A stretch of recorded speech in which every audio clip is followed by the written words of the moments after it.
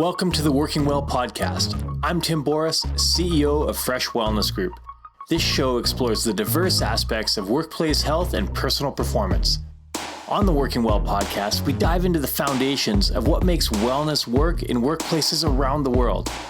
We connect with corporate leaders, executives, and industry experts who are helping make life more awesome at work and home. Join us to learn workplace wellness best practices, personal performance tips, and access resources to jumpstart your personal and corporate programs. Welcome to another episode of the Working Well podcast. There's no question that the nature of work has fundamentally changed. The challenge is that physical office structure, corporate culture, and the mindsets of many in leadership have struggled to adapt to the new reality of work. This two-part episode dives into what our new work reality means for people, company, leaders, and communities. Part 1 looks at the accelerating evolution of work, the challenges people and companies are facing, and how successful companies are harnessing this opportunity for their strategic advantage. From back-to-office mandates, the dreaded commute, productivity levels, stress, collaboration, and shifting employee expectations, the future of working well is either full of exciting change or impending disaster. It all depends on your perspective and the actions you choose to take during this period of rapid change. In part 2 of our corporate change series, we look at how work and office needs are transforming urban planning, building design, and downtown cores, along with our ability to work and live well.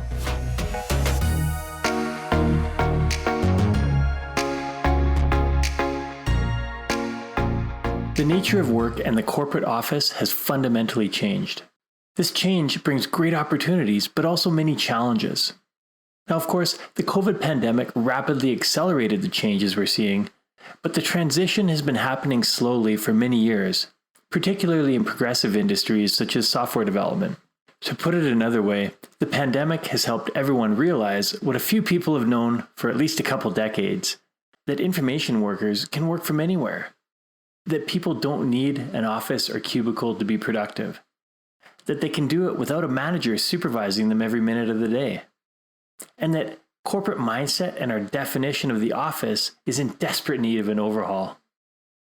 A silver lining to the length of this pandemic is that it lasted long enough to force people into accepting that many of these changes are permanent.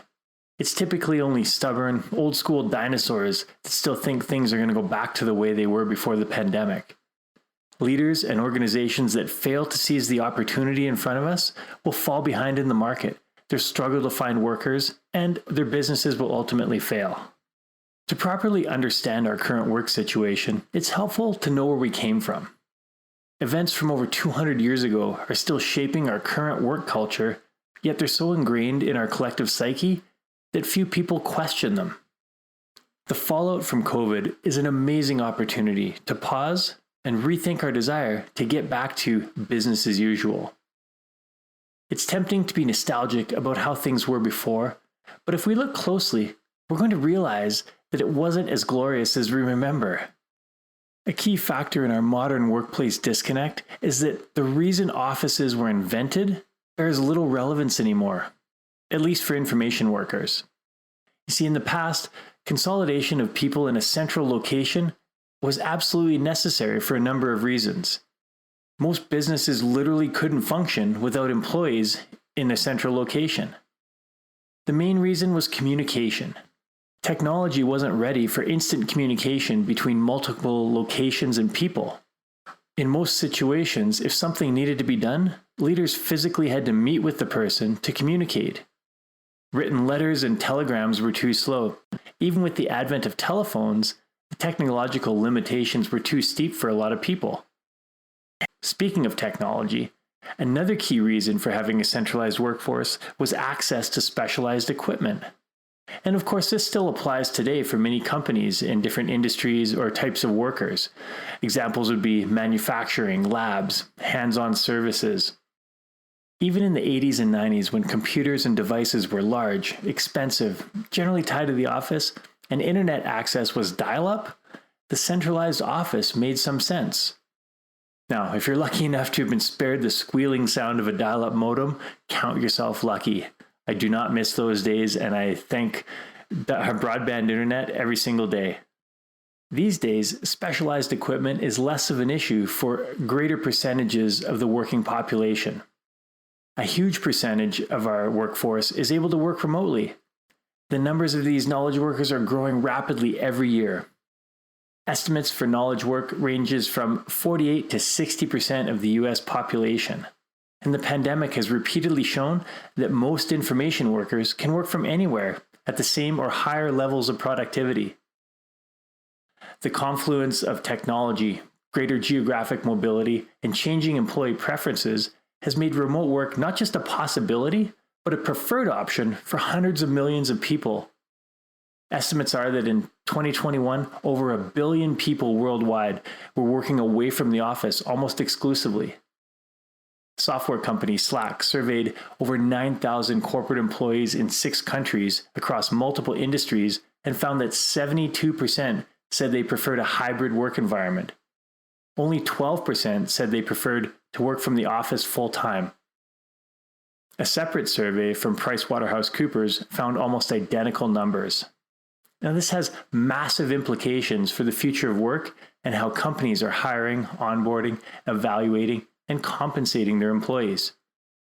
Particularly relevant is how leadership has had to come to terms with outdated concepts of worker productivity, performance, and well-being.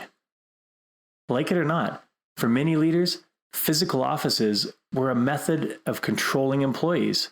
For command and control leaders, the physical presence of employees often replaced clear communication, respect, and the often difficult work of building trust with those employees. In low-trust companies, leaders like to have people in the same physical location so they can, quote, keep an eye on them and ensure that their employees are working their 8 hours. As we've discussed at length in other episodes, the world of work has changed. Sadly, the mindset of many leaders is still stuck in the, quote, bums and seats from 9 to 5 mentality. This mindset is rearing its head again, with many organizations mandating employees back to the office. Some are even requiring full-time in-office work. Now, even before this pandemic disruption, studies for in-office performance were abysmal. On average, less than 50% of time in the office was spent doing productive work. Less than 50%. For years, studies have shown that people generally only have about 6 hours of quality productivity in them each day, regardless of how long they work. To make matters worse, this is ideal productivity. More commonly, employees are only productive for around 3 hours each day. The rest of the time is a mixture of distraction, inefficiency, and time-wasting tasks. A UK firm recently surveyed almost 2,000 office workers and found that 4 common non-work tasks made up an average of 3 hours of wasted time at work each day.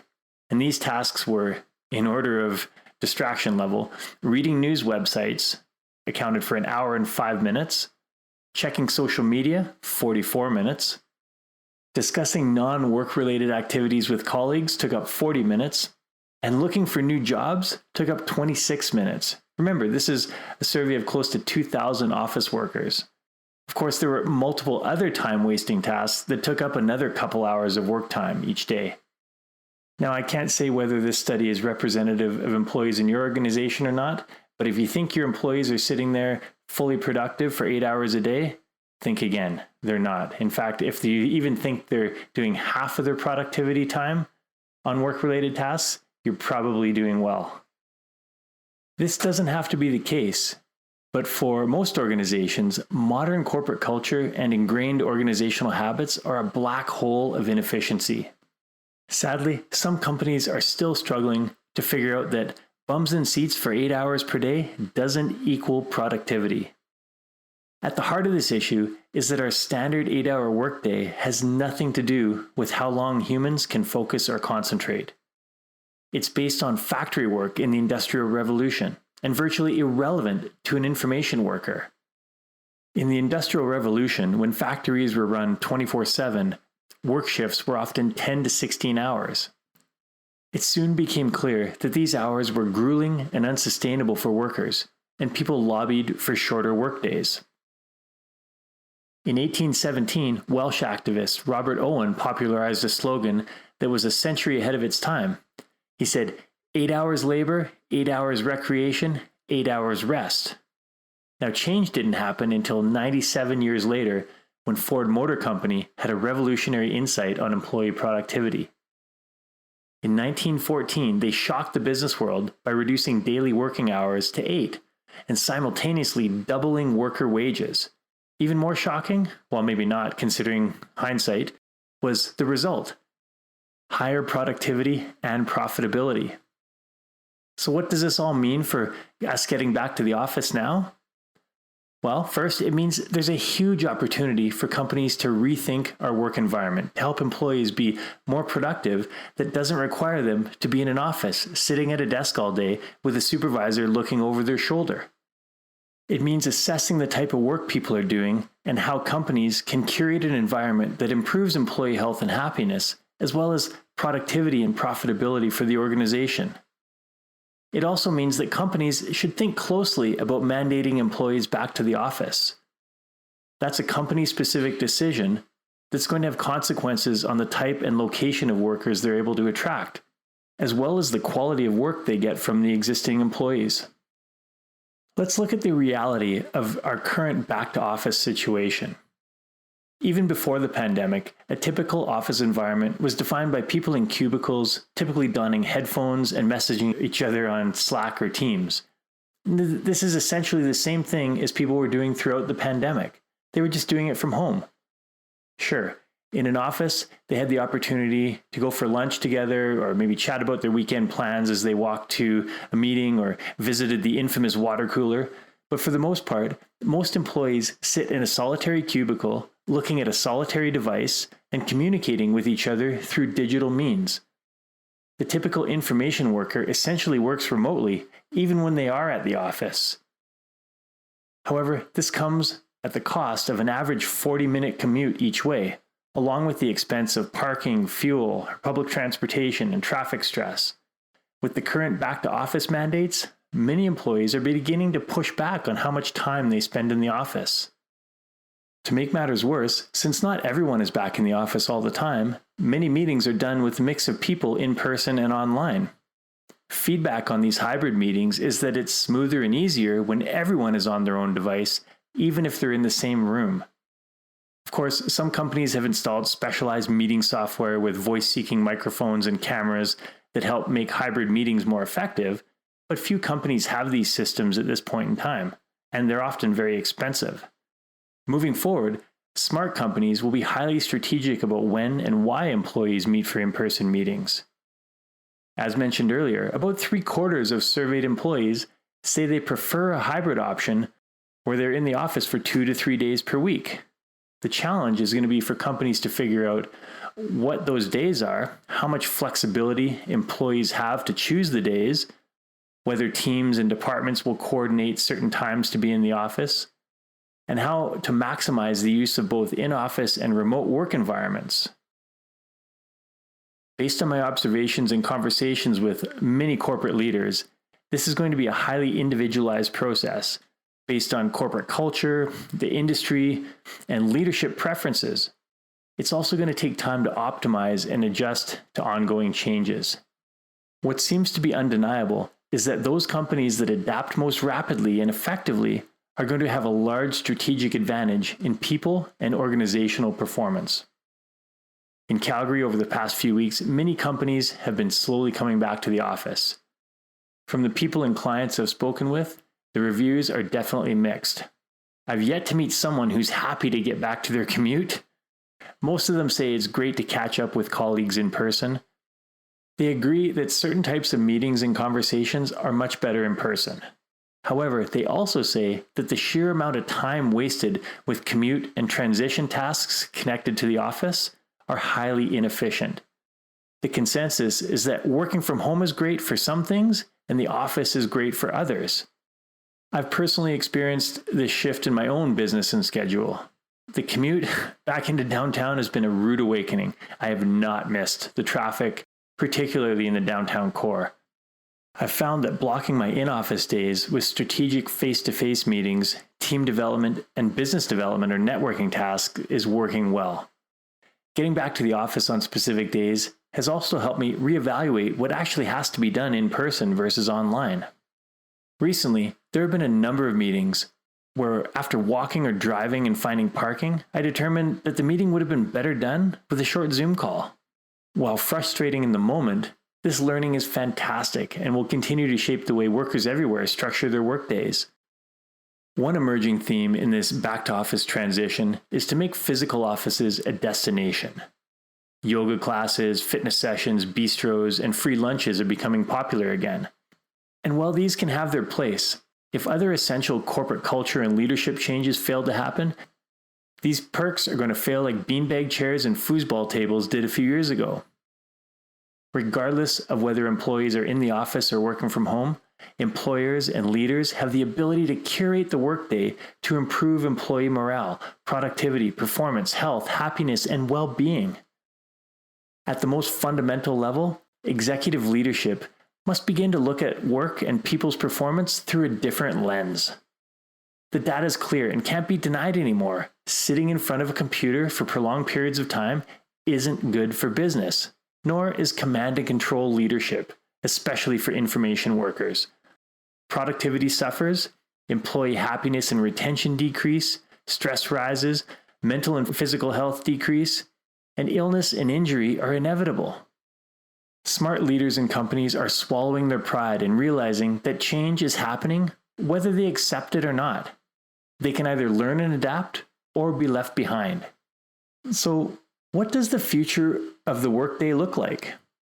Well, first, it's going to be customized to the needs of each individual and team. It's going to be defined by how each person works best. They will have the knowledge, skills, and support to do their best work each day. This includes not just their job or industry-specific skills, but also how they fuel their body and mind for success. They'll learn mindset and mental health skills, health and performance habits, time management, productivity skills, physical health knowledge, and have opportunities for social connections, whether online or in person. Leaders will understand the personal and business impact of these areas and act as facilitators to their teams by providing them access to the tools, the training, and information they need when they need it. Leaders will evaluate which meetings are necessary, determine who actually needs to attend, encourage shorter and more focused meetings, facilitate asynchronous collaboration so people can work together and promote individual productivity cycles, promote hourly movement and mindfulness breaks throughout the day to boost productivity. Leaders are going to think beyond passive EAP and benefits programs by hiring experts to facilitate personal performance and well-being education and programming across the entire organization. Organizations and leaders will realize that their results mirror the health, happiness, and well-being of their people. People will be at the heart of strategic decisions in the organization, even when these people are contractors. With the knowledge that people can work from anywhere and skills are increasingly portable, companies will have a renewed incentive to cultivate a positive, proactive, and people-based culture that attracts and retains the best talent, because those people want to be part of a great organization. Companies that embrace this mindset and the daily habits necessary to make it a reality will outpace the market by exponential margins. The time for this change has been here for years, and the window to take advantage of it is closing rapidly for many organizations. Some companies are doing some of these things now, but few companies, even the largest ones, have taken the steps to optimize the performance of their people at work and home. Now, you may be thinking that this sounds good in theory, but it's an operational nightmare or impossibility. That's because most companies and leaders are putting significant effort and resources into ineffective strategies and programs. They're essentially wasting millions of dollars per year on programs that don't work. If you'd like to learn more about how to optimize employee performance, retention, and profitability at your company, just message me on LinkedIn or contact me through my website at timboris.com. Of course, be sure to keep an eye out for part 2 of this series, where we look at how work and office needs are transforming urban planning, building design, and downtown cores, along with our ability to work and live well in those places. Think, move, and be well. I will see you on the next episode. Thank you for listening to the Working Well podcast. If you enjoyed the show, don't forget to rate and review us wherever you get your podcasts. We'd love to hear your experiences and how you've applied tips from the show to your daily life, so please keep us posted on your progress. To stay up to date with new episode releases, make sure to subscribe to our mailing list by emailing podcast@freshgroup.ca and follow us on Instagram, Facebook, and LinkedIn. Thank you, everyone, for tuning in. And once again, I'm Tim Boris with Fresh Wellness Group. We'll see you on the next episode.